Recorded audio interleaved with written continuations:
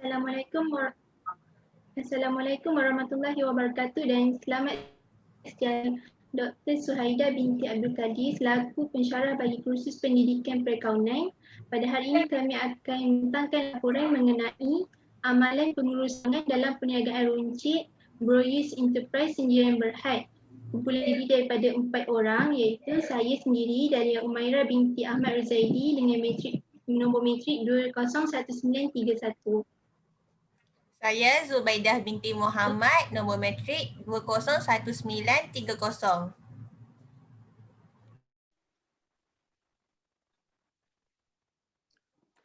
Saya Vivian Scalvi Robert, nomor metrik 203461.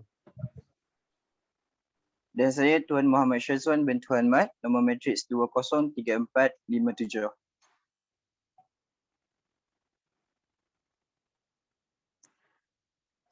Saya akan memulakan pembentangan kumpulan kami pada hari ini dengan pengenalan syarikat Broyus Enterprise. Yang pertama adalah maklumat syarikat.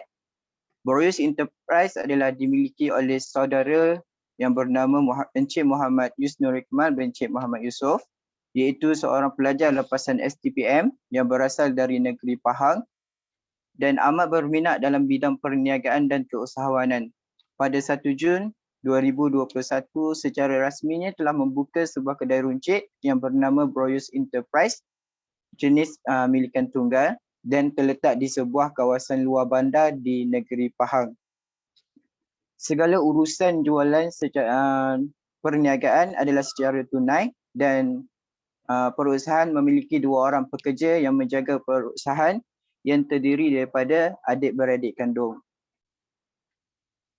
Syarikat perniagaan runcit Broyus Enterprise ini mula ditubuhkan pada 1 Jun 2021 iaitu hayat perniagaan baru sebulan dan lokasi perniagaan adalah di sebuah kawasan pedalaman di negeri Pahang yang dikenali sebagai Kampung Temalian Pamah Pulat, iaitu di Raub Pahang. Seterusnya saya akan masuk kepada metodologi kajian. Kajian maklumat yang diperolehi untuk melengkapkan kajian kami adalah dengan melakukan sesi temu bual bersama pemilik perusahaan kedai runcit Broyus Enterprise itu sendiri, dan kebanyakan soalan-soalan yang ditanyakan seperti latar belakang perniagaan, struktur organisasi, operasi perniagaan, sumber pembiayaan dan lain-lain, dan kami menerima jawapan yang lengkap daripada Encik Yusnur Iqmal itu sendiri. Selain daripada itu, kami juga menggunakan rujukan daripada laman web yang dipercayai untuk memastikan maklumat yang kami terima ataupun maklumat tambahan sebagai sumber maklumat tambahan untuk melengkapkan kajian kami. Dan instrumen kajian iaitu alat pengumpulan data menerusi konsep berkaitan seperti yang saya katakan tadi adalah berdasarkan temu ramah dan rujukan daripada laman web yang dipercayai. Seterusnya saya akan menyerahkan kepada pembentangan yang seterusnya untuk meneruskan pembentangan kami. Seterusnya adalah hasil temu bual bagi latar belakang perniagaan, latar belakang pemilik dan struktur carta organisasi telah dibentangkan oleh rakan saya iaitu Syazwan sebentar tadi. Jadinya saya akan terus menerangkan mengenai operasi perniagaan dan sumber pembayaran. Perniagaan ini beroperasi pada 5 hari dalam seminggu bermula dari jam 8 pagi hingga 12.30 malam dan perniagaan ini akan berehat pada pada waktu maghrib sehingga lepas isyak. Selepas itu perniagaan akan disambungkan sehingga 12 malam. Sumber wang simpanan persendirian dan pinjaman keuangan daripada Amanah Ikhtiar Malaysia adalah merupakan permulaan perniagaan ini untuk dibukalah oleh pemilik. Seterusnya adalah jenis urus niaga. Urus niaga dijalankan secara tunai dan urus niaga secara penggunaan kad kredit tidak digalakkan. Hal ini kerana di perniagaan untuk kad kredit, alat untuk mengakses kad kredit tiada, maka pemilik hanya menggunakan perniagaan secara tunai. Seterusnya adalah pembelian secara hutang tidak digalakkan sama sekali kerana untuk mengelakkan kedua-dua pihak mengalami kerugian. Seterusnya adalah rekod kewangan. Pemilik perniagaan menggunakan buku log sebagai ledger untuk merekod aliran keluar masuk wang perniagaan. Seterusnya adalah proses mendapatkan hasil daripada perspektif pengurusan rekod. Kebiasaannya pelanggan akan memilih barang yang ingin mereka beli dan membayar di kaunter pembayaran. Proses pembayaran akan dilakukan secara tunai. Diulang semula, pembayaran secara hutang amat tidak digalakkan sekali. Seterusnya adalah pemberian resit akan diberikan sebagai bahan bukti. Hal ini menunjukkan kerana jika ada berlaku sebarang kerosakan dan pelanggan ingin memulangkan barang yang mereka telah beli, mereka boleh menunjukkan resit sebagai bukti bahawa mereka membeli di kedai tersebut. Seterusnya adalah hasil wang tunai akan dipindahkan ke dalam bank oleh pemilik bagi tujuan keselamatan wang tunai tersebut terjamin. Adalah segala pengurusan wang keluar dan masuk akan direkodkan dalam penyata keuangan. Seterusnya adalah kawalan dalaman yang diamalkan oleh pemilik. Pemilik akan memeriksa kuantiti barangan runcit setiap hari agar barang runcit di rak penjualan sentiasa mencukupi. Pekerja memastikan setiap tanda harga pada barangan runcit dilabel dengan jelas. Pemilik memastikan pekerjanya menyusun barangan dengan kemas agar pelanggan selesa untuk datang membeli. Dan akhir sekali adalah pemilik akan membuat penambahan stok barangan 2 kali seminggu supaya barangan sentiasa mencukupi di kedainya. Ini adalah cabaran pemilik dalam pengurusan perniagaan. Terdapat 3 cabaran iaitu tiada kemudahan untuk mengakses kad kredit atau debit disebabkan itu pemilik hanya menjalankan perniagaannya menggunakan perniagaan secara tunai. Sebenarnya adalah pelanggan ingin membeli barang secara hutang. Perniagaan secara hutang ni amat tidak digalakkan kerana bagi pandangan pemilik ia disebabkan hutang dia akan mengalami kerugian kerana untuk menambah stok barang di kedainya dia memerlukan wang daripada pembelian daripada pelanggan. Seterusnya adalah kedudukan kedai runcit yang berada di kawasan pedalaman menyukarkan pemilik untuk melakukan urusan perbankan. Seterusnya adalah kekuatan dan kelemahan kedudukan perniagaan. Untuk kekuatan, terdapat 3 kekuatan daripada perniagaan ini iaitu operasi kecekapan perniagaan runcitan, mengekalkan kaedah perniagaan secara penawaran harga yang kompetitif dan kedudukan kedai runcit yang strategik. Kedudukan kedai runcit ini bermaksud terdapat hanya beberapa kedai runcit di kawasan perkampungan beliau, maka masyarakat di kampung tersebut hanya bergantung kepada kedai runcit yang pemilik ini buka. Seterusnya adalah kelemahan. Terdapat 2 kelemahan iaitu ketiadaan laporan keuangan dan perubahan citarasa pelanggan. Seterusnya saya akan meneruskan pembentangan ini kepada rakan saya iaitu Dahlia.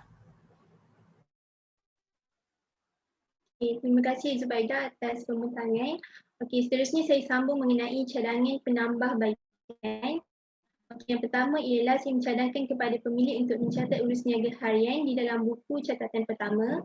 Okey, buku catatan pertama terdiri daripada buku tunai, jurnal am dan jurnal khas. Ia akan membantu pemilik mengenali keluar masuk wang dengan lebih jelas dalam suatu tempoh perakaunan.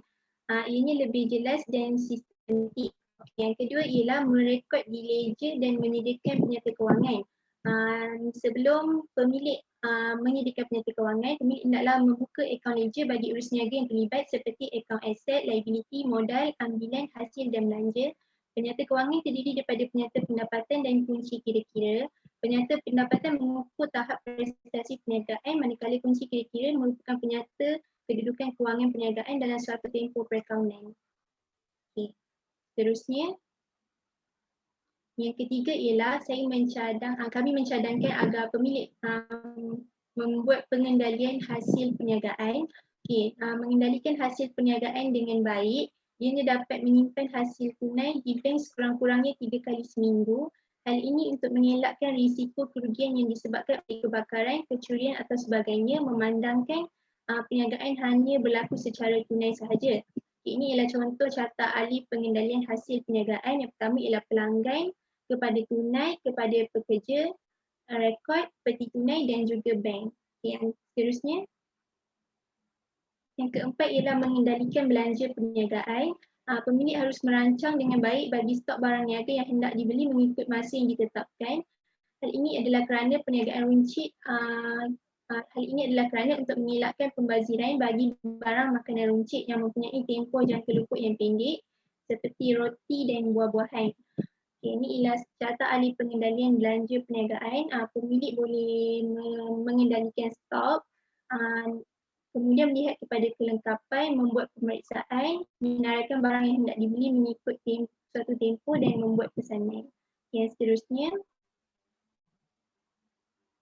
seterusnya ialah mengendalikan pembelian aset bukan semasa perniagaan.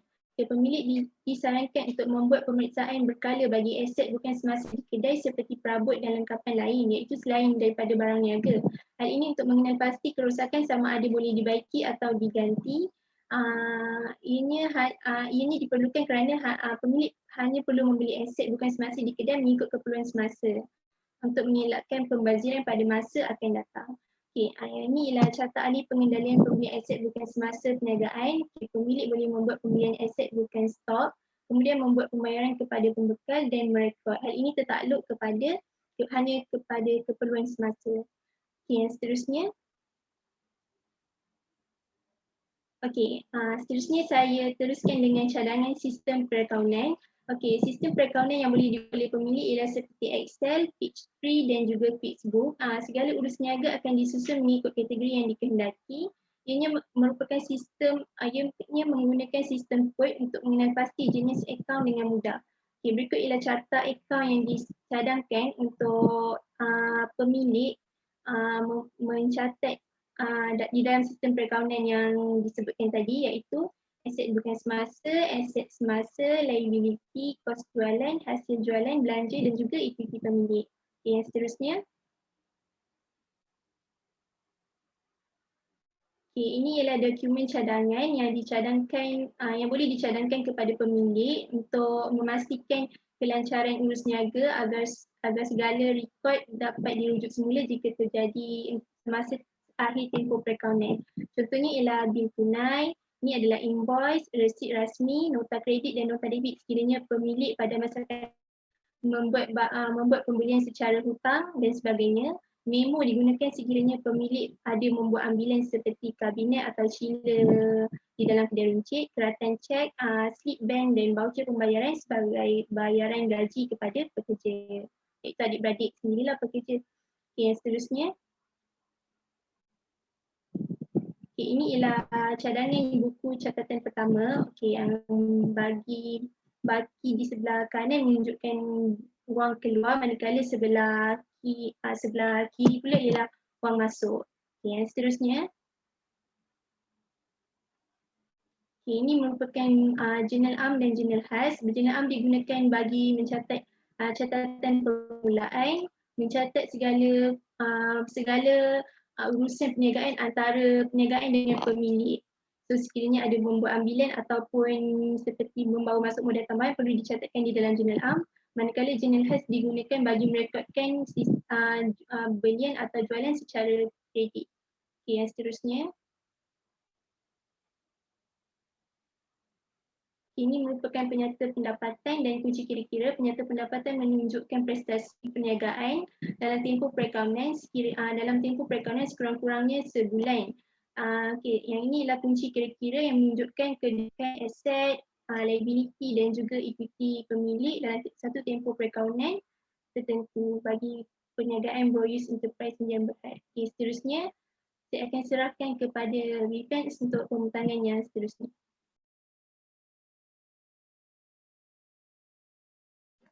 Oke, baik.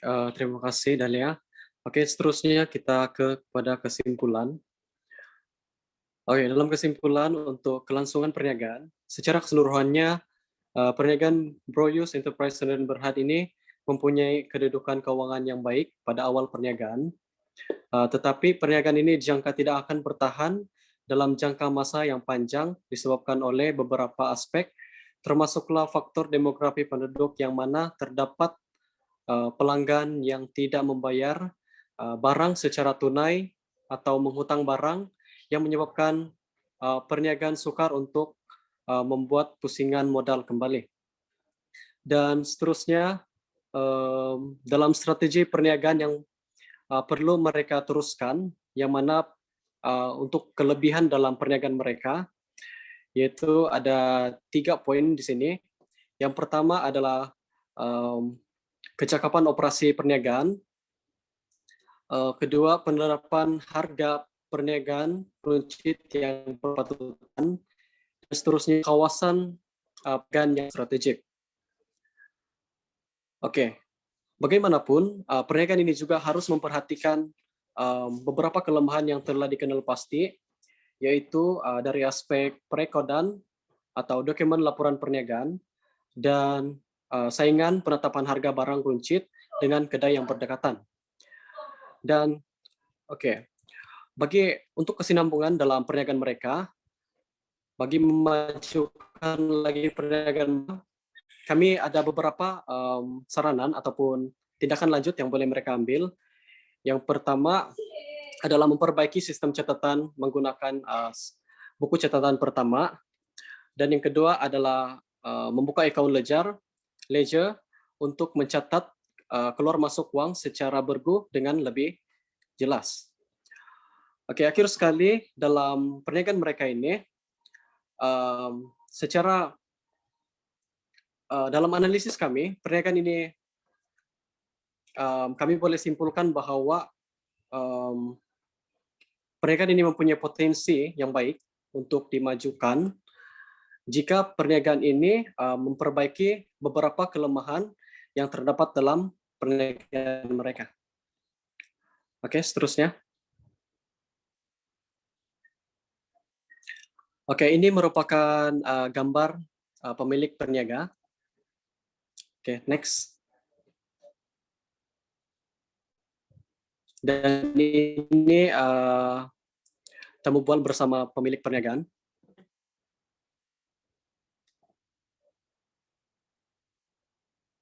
Seterusnya.